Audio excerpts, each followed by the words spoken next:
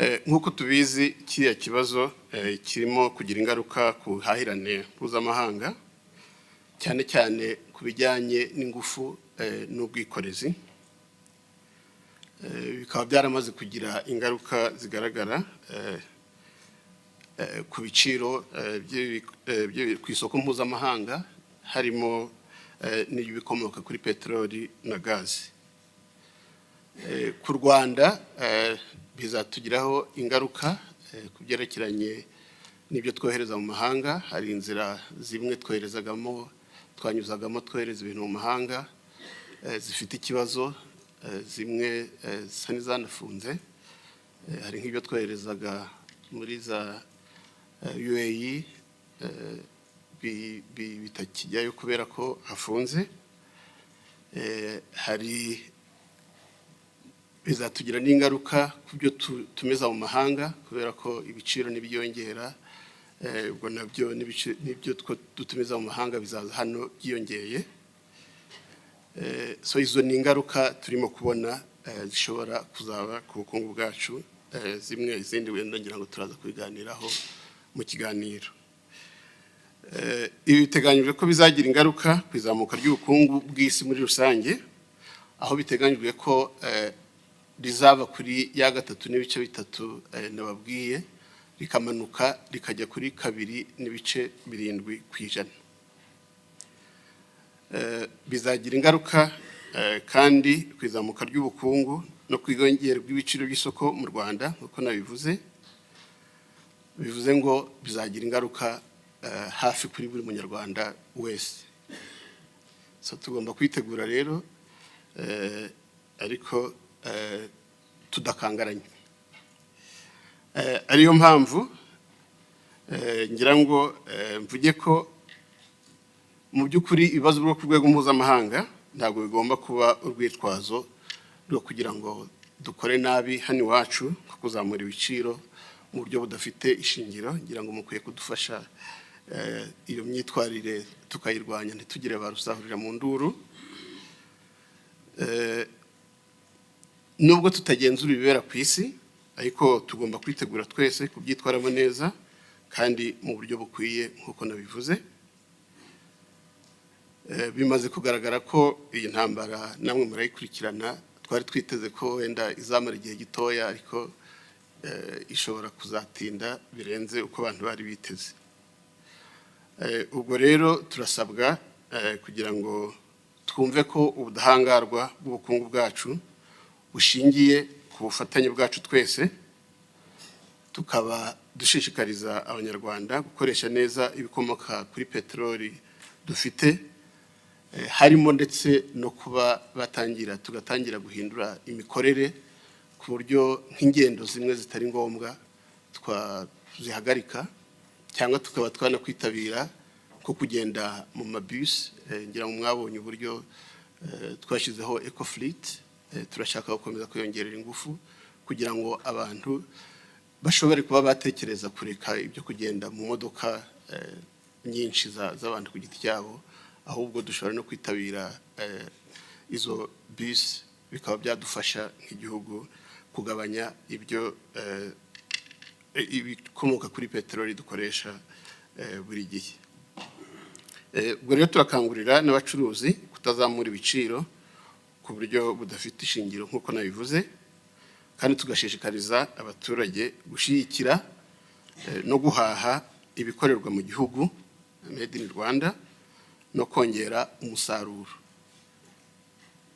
Tukongera umusaruro cyane cyane mu buhinzi n'ubworozi, aho kugira ngo twicare turimo kurira ngo intambara yabaye, kandi dushobora gukora tukongera umusaruro tukihaza. Guverinoma natwe tuzakomeza gukurikiranira hafi uko ibintu bihagaze no gufata ingamba mu gihe hagamijwe kurengera imibereho y'abaturage no gukomeza kubungabunga neza ituze rya rubanda. Tuzakomeza kurinda ubusugire bw'ubukungu bw'igihugu cyacu no guhangana n'izamuka ry'ibiciro no gukomeza kuganira n'abaturage kugira ngo twese tujyanemo. Dukurikije ibintu biri kuba muri iyi ntambara twavuze muri Middle East, ati se ibiciro birazamuka. Ndagira ngo mvuge ngo yego, ibiciro biraza kuzamuka. Biraza kuzamuka atari kubera ko twashatse kubizamura gusa, ahubwo biraza kuzamuka kubera ko ariko isoko ririmo kubyerekana. Wenda nsubiye inyuma gatoya, nagira ngo mbabwire uko twitwaye kugeza ubu muri iyi crise. Ngira ngo imaze ukwezi kurenze, nta kintu mu by'ukuri mwabonye cyazamutse cy'ibiciro cyangwa ibiciro bya peteroli, ariko ngira ngo mwe muri abanyamakuru murakurikirana mwumva mu bindi bihugu uko bimeze, ndetse n'i Burayi ibiciro ahenshi byarazamutse. Twebwe murabizi ntabwo tuzamura kubera ko abandi bazamuye. Uburyo tujera ekonomi yacu tuyijera nyine nk'abantu ba nyiri ekonomi, tuzamura kubera ko tubona hari impamvu dukwiye kuzamura. Twebwe rero uko dukora, uko twari dusanzwe dukora ibiciro tubyakudetinga buri mezi abiri. Hari ahandi batanabiregulatinga na gake, ibiciro bigenda byazamuka uyu munsi, ibiciro byo kuri pompe nabyo bikazamuka. So twebwe ntabwo ari uko, iri ni isoko turegulatinga, tugahindura ibiciro tuganiye n'abacuruzi nyuma y'amezi abiri. Ibyo ariko tumaze kubireba ubu ngubu, urebye ibiciro bya peteroli ku isoko, mbere y'uko intambara iba, akagunguru ka peteroli kaguraga amadolari nka 70. Uyu munsi karagura amadolari arenze 100. Bivuze ngo abacuruzi bacu nubwo turi kubaha kuri iki giciro cy'uyu munsi, bashobora kudashobora kurangura.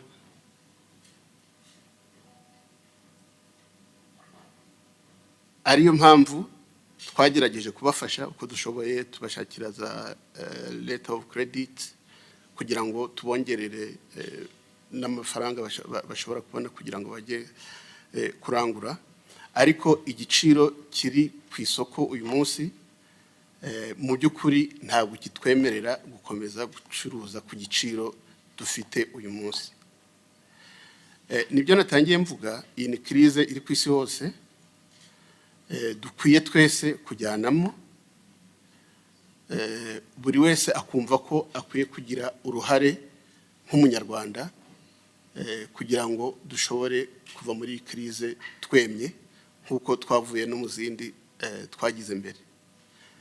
So ibiciro rero navuga ko biraza kwiyongera, nibyo, kugira ngo dushobore kubona produit. Kuko mwibaze dukomeje kubaho byakira amezi 2 cyangwa 3 ugasanga nta produit dufite ku isoko kubera ko abacuruzi bacu bataranguye. Ibyo ntabwo twavuga ngo nta bwenge twaba twashizemo. Ikindi, leta ntabwo ishobora gukomeza gutanga subsidy kuri iyi peteroli cyangwa kuri mazutu kubera ko birahenze, na leta ntabwo ayo mafaranga yabona mu by'ukuri. So ahubwo nibyo turimo kuvuga tuti reka tucunge neza za stock dufite nk'abanyarwanda, dutangire dutekereze uburyo twagabanya n'ibyo dukoresha, twitabira za public transport navuze, y'amabus, ku buryo mu by'ukuri tujyanamo ikibazo twese tukagisangira tukakivamo neza.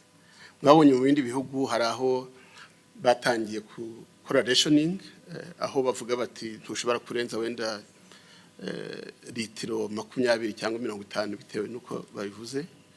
Hari ahandi bavuga bati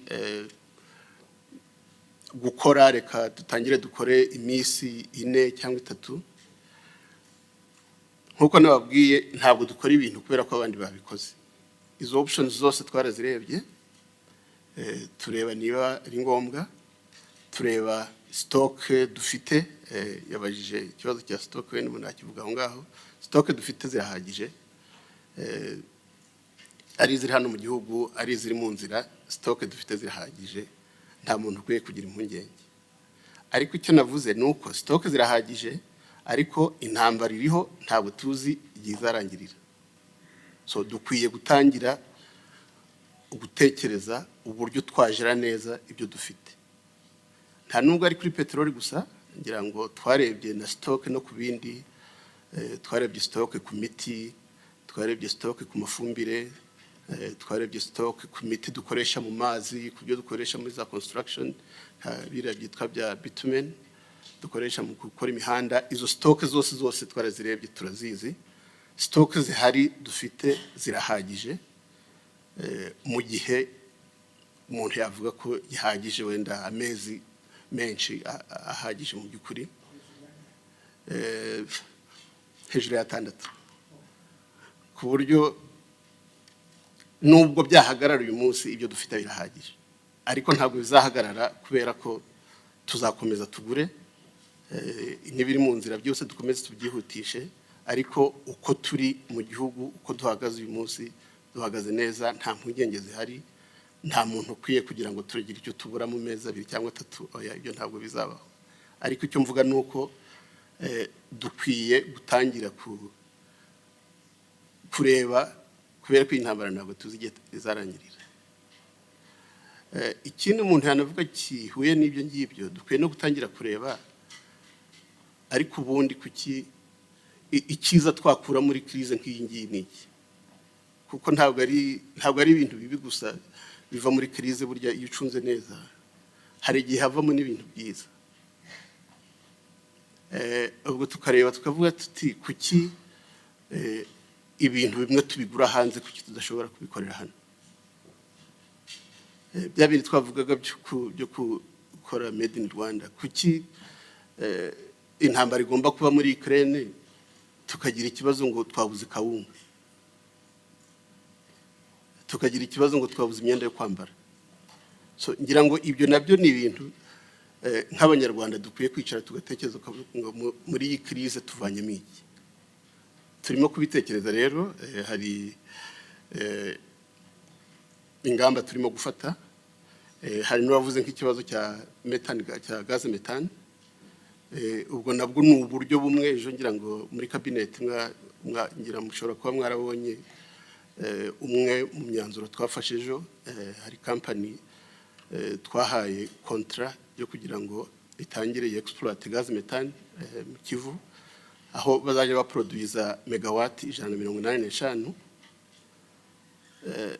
Ubwo ni uburyo bumwe mu buryo bidufasha kugira ngo iyi crisis duhangane nayo, ariko tunayikuremo ibintu bimwe bituma ekonomi yacu iba more resilient, itazakomeza kuba victime ya shock ngizi ngizi, ahubwo bimwe tukabyikorera hano ku buryo burambye.